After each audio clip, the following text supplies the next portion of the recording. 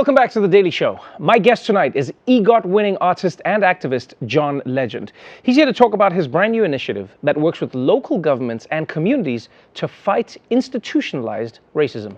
John Legend, welcome to the show. Trevor, it's good to be back. How you doing, my friend? I'm doing very well. It's good to see you. You know, I was just thinking about this today when I was preparing for the interview, and I was like, you have 12 Grammys. Yes. You have an Oscar. You have what, 2 Emmys? Yes. And you have a Tony, and you have the Oscar that they took away from you as well. Well, that was never mine to begin with. I was never going to actually get a trophy for that because they only give it to 3 producers when you win Best Picture. So, yeah, so I was never going to get that, but I was up on stage and I was shocked just like everyone else. But I mean, when it went down.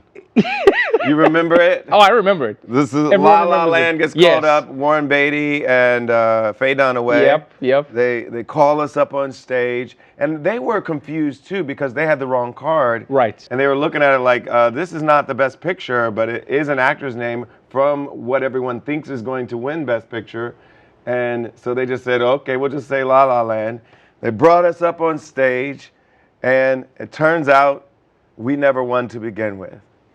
And it was Moonlight. What sticks in your memory more? Winning your first Oscar or having your first Oscar moment taken? What do you remember more? Winning my first Oscar because okay.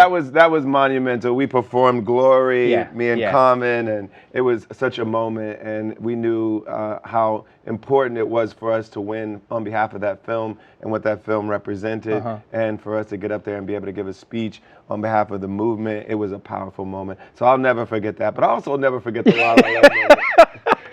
Let's talk a little bit about what you've done since then. Yes. Over the years, I would say maybe it's been over the past 10, 15 years, we've noticed John Legend shift from being John Legend just on the keys to John Legend out in the streets. We've seen John Legend fighting for incarcerated people to not have to spend time behind bars because they can't pay bail. We've seen John Legend fighting for people's rights, for voting rights. We've seen John Legend. This shift has become more and more aggressive over time in a good way. Yeah. I'd love to know where that came from. Like, how do you go from singing love songs to going like, no, you know what, I'm also going to get out there in the streets and fight for these things? Well, it came from all the artists I looked up to, because I looked up to people like Paul Robeson and Nina Simone and Stevie Wonder and Marvin Gaye. Interesting. Artists who always used their platform to tell the world what was going on, not just in their music, but also going out there and funding protests like Harry Belafonte used to do, going out and marching with people like they used to do, singing at these protests like Mahalia Jackson used to do. These were artists that I always looked up to. And when I was 15, I even wrote an essay. It was a Black History Month essay competition. I wondered if this was true. Yes, and it's true. I wrote this when I was 15, and they said, how are you going to make Black history? And my essay, in 500 words or less, I said that I'm going to become a successful artist. I'm going to become a musician and do what I love, which is making music. But I'm also going to use the platform that I gained from becoming a successful musician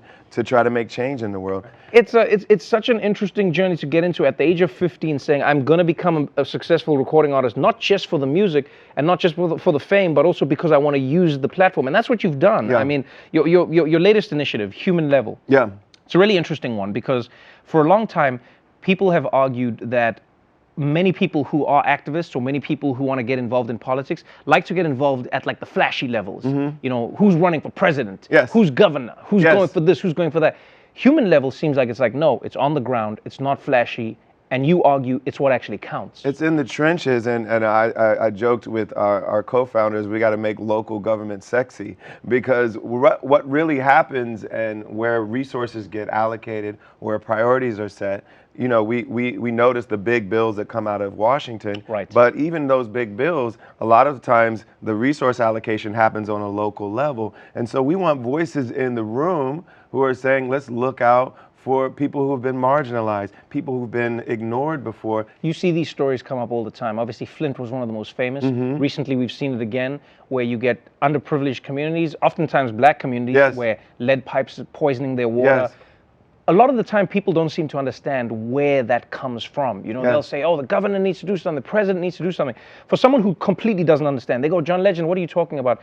What is an example of something that people don't realize is decided on this ground level? Well, in Michigan, that I think was mostly a state issue. So it was a governor Right. and their staff deciding how they were going to handle a water issue in Flint, and it had disastrous repercussions for the city of Flint.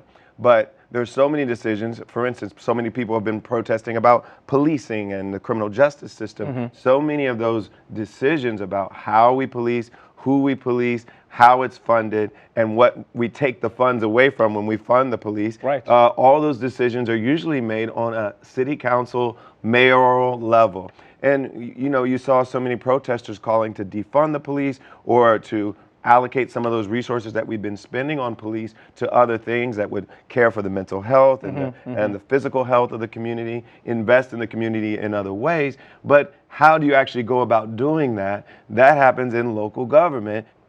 For a long time, artists were people who were just artists. You saw what they were doing when they wanted you to see it. And then slowly over time, you know, people stepped out of that. They said, well, I'm not just going to be the artist. I'll also live life, and I'll speak out for the issues that I believe in. I've really been interested in how you have also shared some of the best and worst moments of your personal life as a human being.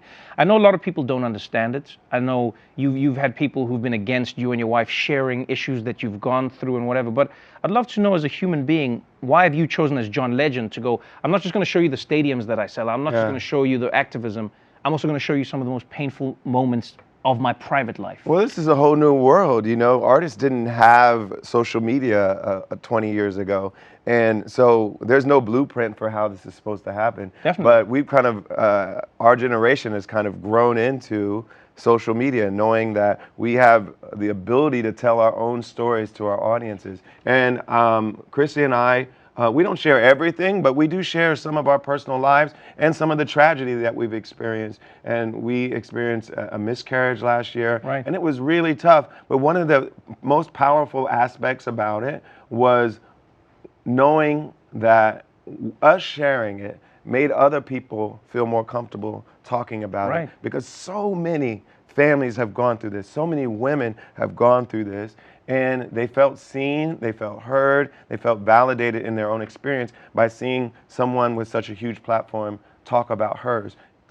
Before I let you go, if people want to get involved in this new initiative, if people want to take action, if people want to get involved in the, as you say, the grassroots movements that will actually change how their cities work, what can they do? How can they help Human Level? So they can visit our website, humanlevel.org. We just launched it. We in the site we describe the work that we're doing and the fellows that we're working with and the cities we're working in, and folks can get involved. And we want people to get involved and realize how much the local leaders matter in your community. And if you don't want to get involved in actually doing that kind of work, at least pay attention to what's happening in local elections, because folks on the other side are definitely doing that. They're going to school board meetings. They're making sure that elections officials are changing in those communities. We need to also, voices for inclusion, voices for progressive values need to also be concerned about what's happening locally, because so much of that impacts our daily lives.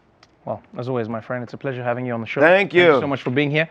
Ain't Too Proud returns to Broadway on October 16th, and this man is part of the team that's putting it on. For more information on John's new initiative, go to the website below.